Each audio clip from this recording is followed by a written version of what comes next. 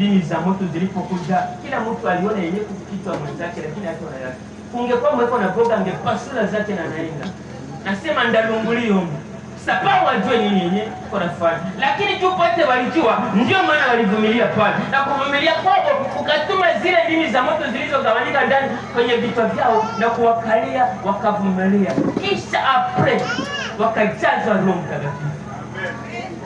Walijazwa Roho Mtakatifu, wala waisha pitia ile vipindo vyote, walikana kwa pamoja, walitulia, walisha kwa yulu siamaliza hata chapitra moja niko nafundisha.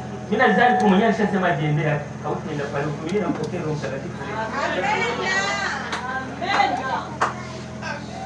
Apewe sifa Mungu.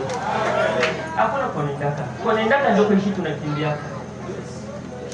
Amen. Apewe sifa Mungu. Ilo nakimbiliaka, joshi tulikimbiaka. Tulia fasi moja Roho Mtakatifu akujaze. Bakatulia pale. Dini za moto zilishagawanyika ukitwa kila mmoja kama vile Roho Mtakatifu anaanza tembea hapa. Niliwapenda walikuwa na roho ya utayari, na roho ya utayari ikatuma wanapokea Roho Mtakatifu.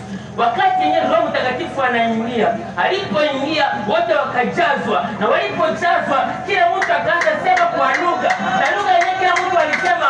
Wenyewe walikuwa nje wakaanza kuuliza kitu nini kinafanyika katika nyumba hii.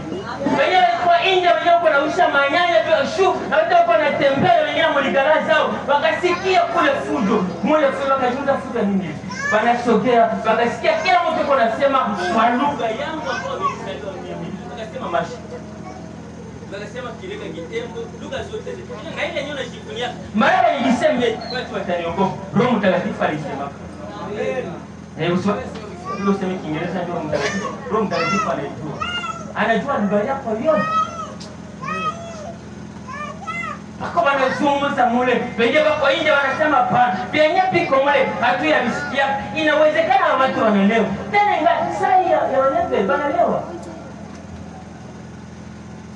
Petro alikuwa shajazwa Roho Mtakatifu. Na ukishajazwa Roho Mtakatifu, sharti ufanye kazi.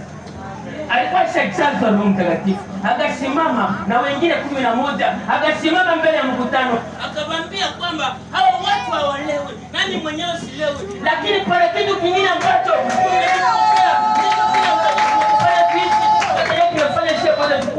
ni Roho Mtakatifu amefanya kazi. Wakasema hapana, mlikunywa mvinyo wa mtu, kama ni kangana, kama ni madungu, kama ni duku, kama ni sikole yenyewe nishakuwa. Akawaambia hapa ingali neze ya kwa mlezi huko kwenye Yerusalemu. Si Yerusalemu tuliwe neze. Kuna mvinyo mpya ambao ni Roho Mtakatifu. Ukilewa Roho Mtakatifu hautakunywa pombe ya mtu. Sababu atakukataza hii pombe, atakwambia kwamba mimi sichanganake na hivi, ndio maana napenda unilewe mwenyewe.